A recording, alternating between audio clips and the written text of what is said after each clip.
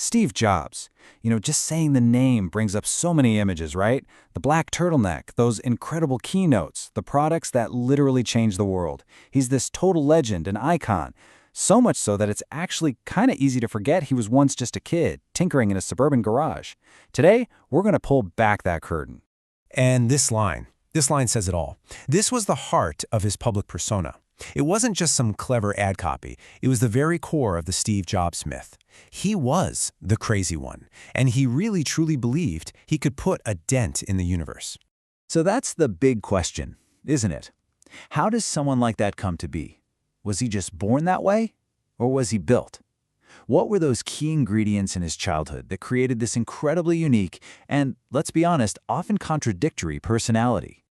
To even begin to understand Steve Jobs, you have to go right back to the start, to this really powerful paradox that honestly shaped his whole life, the story of his adoption.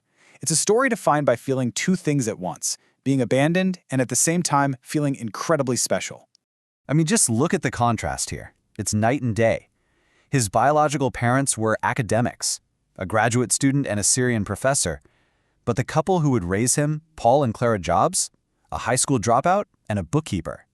A blue-collar, working-class couple who just wanted a child more than anything. And right away, there's a huge problem, a major conflict. His biological mother, Joanne, had one condition, and it was non-negotiable. Her son had to be adopted by college graduates. Well, Paul and Clara Jobs hadn't even finished high school, so at first she flat out refused to sign the adoption papers. So what do? Paul and Clara make this solemn, legally binding promise. They put it in writing. They swore that they would save up and create a college fund to guarantee that their son would get the education his biological mother was demanding. And with that promise on paper, she finally gave in. Now, this whole experience left a really deep mark. When Jobs was just a little kid, a girl in the neighborhood asked him if his real parents didn't want him. He ran home devastated, crying. But his parents, they sat him down and they did something brilliant. They completely reframed the story. They looked him right in the eye and said, "No, you don't understand. We specifically chose you."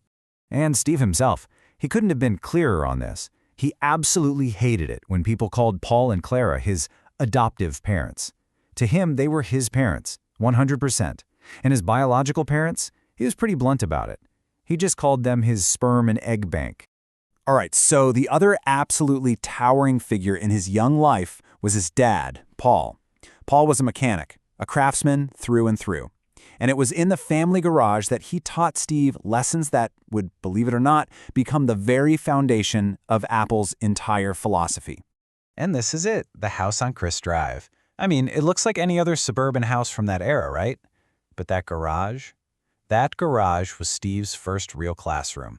It's where his dad, a guy who could seemingly fix or build anything, gave Steve his own little workbench and started to show him how things really worked. You see, Paul Jobs lived by this code of quality. He taught Steve that a true craftsman cares about the parts nobody will ever see, like finishing the back of a cabinet or a fence perfectly. He taught him to love elegant design, pointing out the clean lines on a car. And through the simple, well-designed but affordable homes they lived in, he showed Steve that great design could and should be for everyone.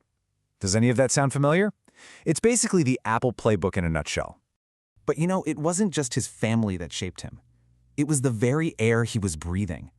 He grew up in the one place on Earth that was literally inventing the future. A place that used to be all apricot orchards but was quickly becoming Silicon Valley. Just look at this timeline. It's incredible. As Jobs is growing up, going from a toddler to a teenager, history is unfolding just down the street. Hewlett-Packard, the company that basically started it all, is booming. Fairchild Semiconductor gives birth to Intel. The microprocessor is invented. For him, this wasn't something you read about in a history book. This was the local news. And he was just soaked in it. His neighbors were engineers from places like Lockheed working on top-secret projects. His dad took him to the NASA Research Center, and that's where he saw his first computer terminal and was instantly hooked. He joined this club for kids at HP, and then, at age 12, he does the most Steve Jobs thing ever. He looks up Bill Hewlett, the co-founder of HP, in the phone book, calls him at home to ask for some spare parts, and ends up getting a summer job on the assembly line. Who does that? Okay, So you've got all these powerful forces swirling around. You have the psychology of being chosen, the craftsman's values from his dad, and this technological wonderland he's growing up in. So let's see how all of that came together to create this one-of-a-kind person. Because for all his technical curiosity, you got to remember, he was also a rebel, a total prankster. He was pulled in by the counterculture of the late 60s. He was experimenting with LSD, and he questioned authority at every single turn. He wasn't just a geek, he was a troublemaker. And this combination, this synthesis, that's the whole key to understanding him. One side of his brain was just obsessed with electronics, resistors, capacitors, you name it. But the other side was falling in love with Shakespeare and Moby Dick, listening to Bob Dylan and exploring consciousness. It was the merger of those two worlds that made him who he was. And you know, he said it best himself. He saw himself as a humanities person, but he also just loved electronics. He was fascinated by the idea of standing at the intersection of liberal arts and technology. And that, he decided, was his spot. That was his place in the world. So we're left with this final thought. Was it this totally unique collision? The feeling of being chosen, the craftsman's values, the engineer's playground, and the artist's soul? All of it crashing together in one person. Is that what gave him the audacity, the vision, to actually be one of those crazy ones who really did change the world?